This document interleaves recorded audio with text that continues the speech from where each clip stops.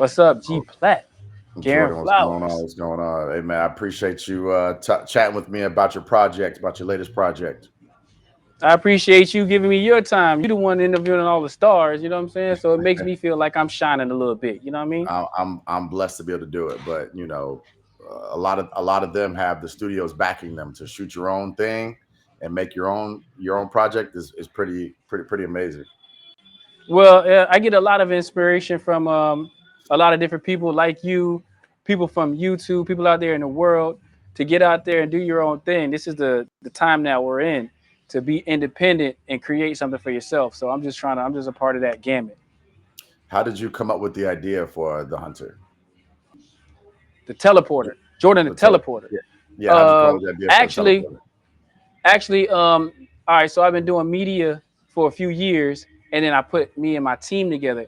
So I didn't want to leave the house without us doing something spectacular, without us doing something extreme. So I used to tell them, "I'm not leaving unless we teleport. I'm not leaving unless we teleport." And so that same day, we did a teleportation scene. We did some fight scenes and stuff like that, and it came out so good. We just stacked on top of it, and here we are. All right, so you wrote it, directed it, all that stuff, and you're the star in the movie. How did you put all of that together, and how did you put the movie together while also being able to act in it? I don't know. That's the greatest question. I don't know. I just did it. It's just certain things in life when you put one foot in front of the other, you know what I'm saying? You just start to pick up on a journey. So I did a lot of research as far as doing shot lists. I did a lot of research as far as putting a thing like this together. And then, like I said, I just wanted to do a teleportation scene one day. And from the teleportation scene, more research, and then I was able to put a whole section of things together, and now they're episodes. So I would answer you just by getting off my butt and doing something I believed in. Yeah, getting off your butt. That's a big deal. And like you said, this is the time of creating content, of putting things together, not waiting Hmm. around. So what was the click that made you say, all right, I'm going to actually get up and do this? Because that's a lot harder than people think, to actually get something off the ground that's not making you money, something that is just you just enjoy.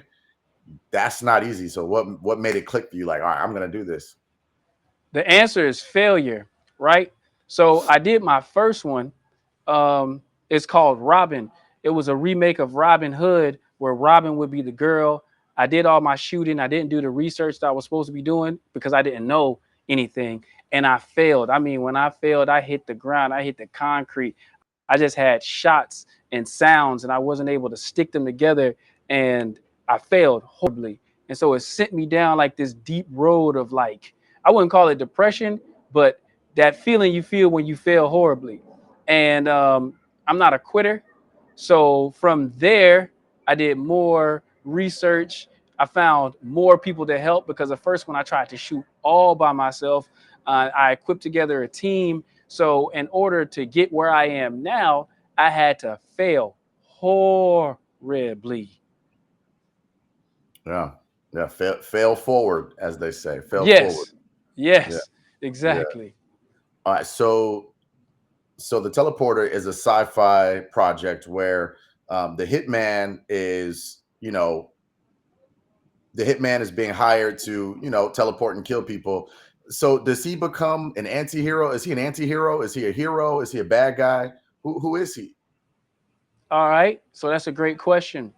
I crafted this from the person being a hero at first, but then I'm a big, huge comic buff, and I watched Loki season two. After I finished Loki season two, I started to understand the importance of a character arc.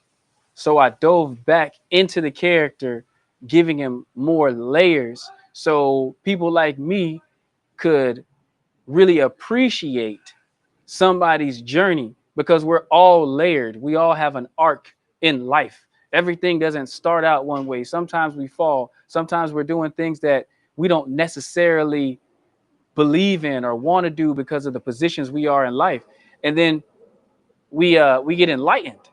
And during that enlightenment time, that's when we try to make amends for the things we did in the past. So Jordan the Teleporter is about the psychological things that we go through in order to follow that journey, in order to create that journey for ourselves. Okay, okay, that's really interesting. And you said you put together a team. Who all? How did it all come together? Well, there's a lot of creatives down here in South Florida. So I started out with my business partners. My business partners, we do a lot, and we have a lot of equipment.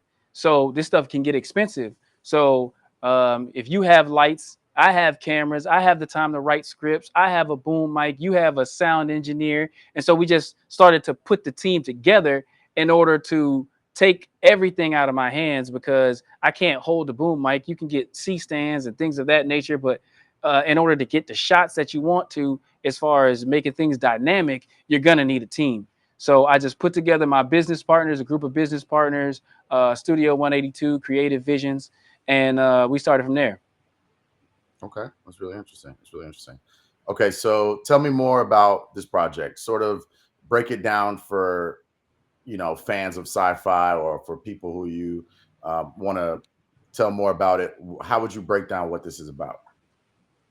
Okay, I guess the first thing I would start with is me being the hugest Batman fan in the entire world. And if anybody understands the nuances of Batman, understands somebody traveling by themselves, but being extremely motivated by the things they believe in. It doesn't matter if somebody else believes in you. If you believe, you have your own journey to help, you can change the world around you.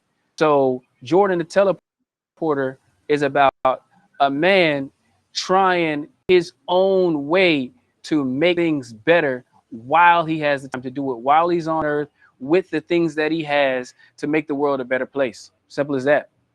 Mm, okay, well, so you said he kind of starts off as a good guy and then becomes sort of a bad guy.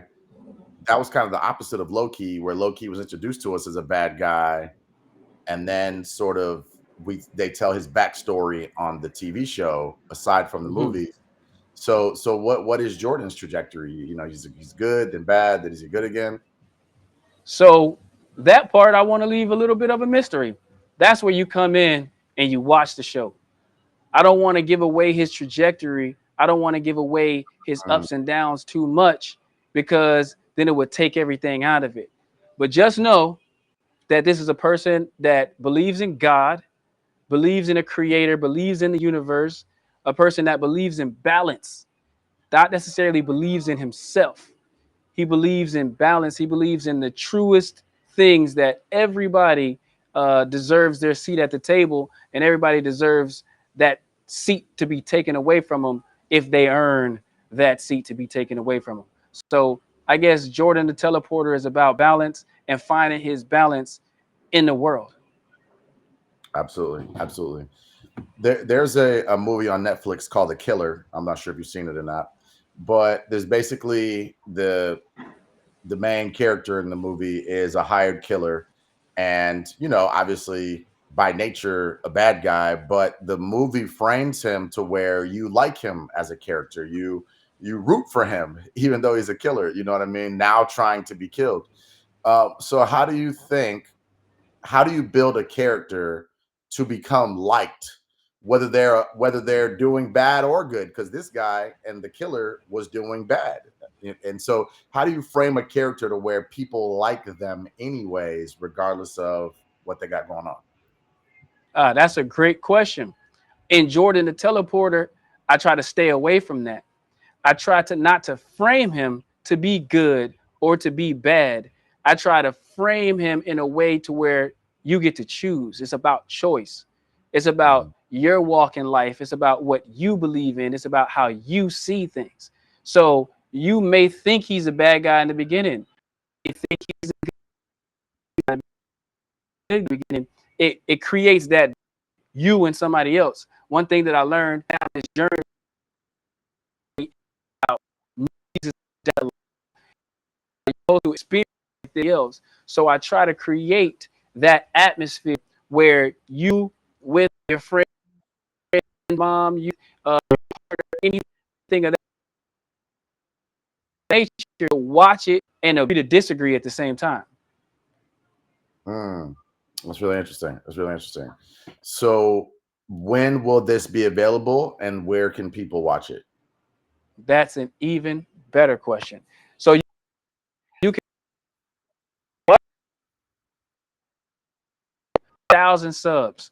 I'm not gonna drop an episode until I get 1,000 subscriptions on YouTube, which sounds like a lot because I'm at 48 right now. But one thing I learned is that to set your goals high. I would have never been here if I didn't set my goals high. And I also know that the community out there, there's tons of people like me. There are tons of people like you said, that love sci-fi.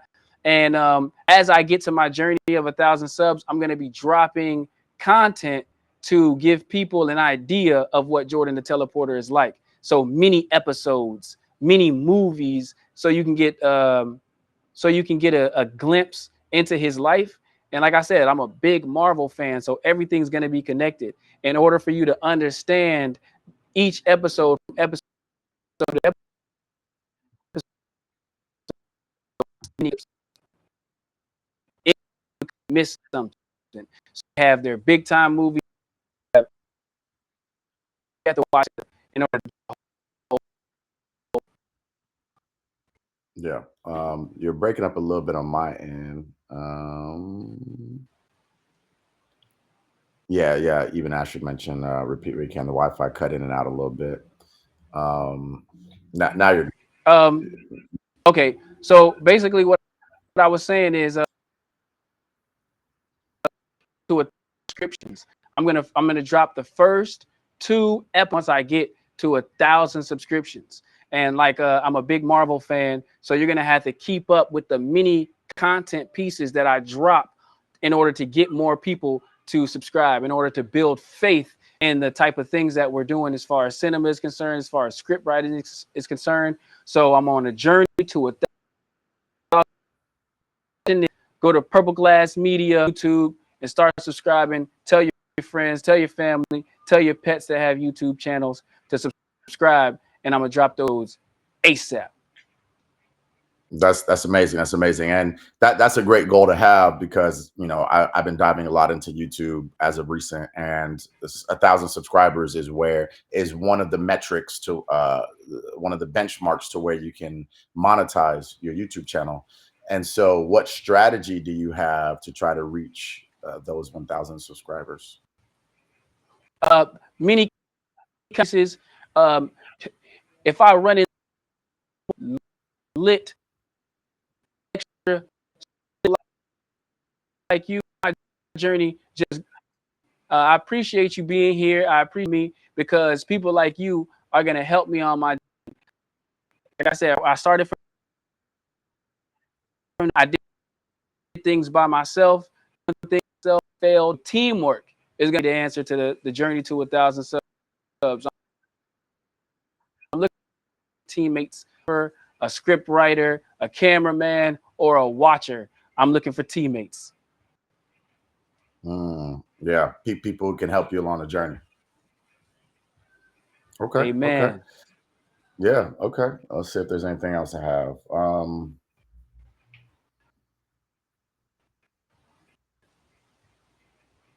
I think that's about it. What? How about a little before you go, Gary? Tell. Well, I did have one more question before I get into that. So, Okay, go ahead. What characteristics of your personality in real life can we see in your character of Jordan?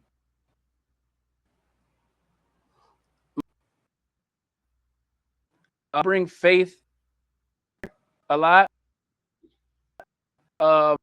into the character a lot because I want to give people to stand on.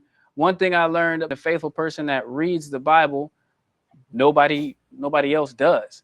So if I can create creative pieces to where people can think and actually watch an episode and pick up a Bible or change the thing, and who knows, at the end of the day, bring somebody closer to God. That's the main thing about what's inside of me that I bring to the character. Okay, that's cool. That's cool. That's great. But yeah, my name is Garen Flowers, and I am an entertainment writer and interviewer in Los Angeles, in Hollywood, and I've interviewed some of the biggest names in Hollywood. In promotion of their films. So like Dwayne The Rock Johnson, Jamie Lee Curtis, Chris Evans, Harrison Will Ford. Smith, Chris. Yeah. Denzel Washington, Michael B. Jordan, Halle Berry. The list goes on. And my ultimate goal is to be a game show host, and that's why I moved to Los Angeles. You can find me on all my channels are at Garen Flowers, Garin Flowers. I have my own YouTube channel, G Flowers. And yeah, and people can find me there and see my journey to creating content and creating my passions. Make sure you check them out, man. It's an entertaining thing. Appreciate it. Cool. Thank you again, my man. And before we go, man, who you got your money on these games? I'm gonna go with Baltimore, because Baltimore's playing Detroit, right? Or they're Baltimore's playing. He's playing Pat. Yeah. I'm going with Lamar. And unfortunately, I think the 49ers will beat Detroit. So I think it'll be Baltimore versus San Francisco. But I would love to see a Baltimore-Detroit Super Bowl, because the Detroit Lions have an incredible story of just Jared Goff being traded and not winning a Super Bowl. A team that has been losing for 40 years, hasn't been to the playoffs since the 90s with Barry Sanders, or hasn't had a playoff win, since the 90s with Barry Sanders. And then Lamar Jackson's story of just a black quarterback who has been doubted from the bottom up. He's from our hometown or home county of Broward County. So it would be cool to see that Super Bowl. And don't forget that Coach Blair coaches for Detroit Lions. Coach Blair coached us at St. Thomas Aquinas, and he's also a coach for the Detroit Lions. So that's really why I want Detroit to go. And like you said, Lamar's from down here. So, I want everything to be homegrown for the Super Bowl. Exactly. That would be lit. I mean, yes, 49ers does have Bosa, but we're not going to go into that. Yeah. Nah, Bosa, you know what? It's a lot of St. Thomases running around. There's probably some St. Thomases on every team, low key. That's super lit that our high school is going to have an influence in the Super Bowl. Again, we got Super Bowl MVPs from our high school. So they're going to be influencing the Super Bowl again. We do. I wouldn't be surprised if every playoff team was touched by somebody from St. Thomas. I wouldn't be surprised, because we don't know all the personnel and all the players. I'm pretty sure every team, and no, I don't think any high school in the country can say that. Nah, STA all the way. You feel me? I wish I could play that Bell song right now, but we lit. Yeah. That was my favorite. Boom, boom, boom, boom, boom, yeah. Yeah, I remember that. That Bell song was lit. That was lit. Yeah.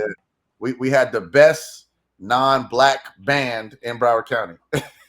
in the nation, in the world, Craig. In the world, Craig. You can't get away from that Bell song. I don't care who you are. I don't care what you listen to. That Bell song gonna catch you. That was lit. Right. Mm-hmm. Well, my G, Garen, thank you. I can never say thank you enough. When we get off this stream, we're going to get into some kind of live chat, and we're going to talk some trash to each other. So Exactly. I look forward to it. All right, my man. Thank you again. Congratulations. Thank you, man. Appreciate you. Yes, sir. All right, now. Peace.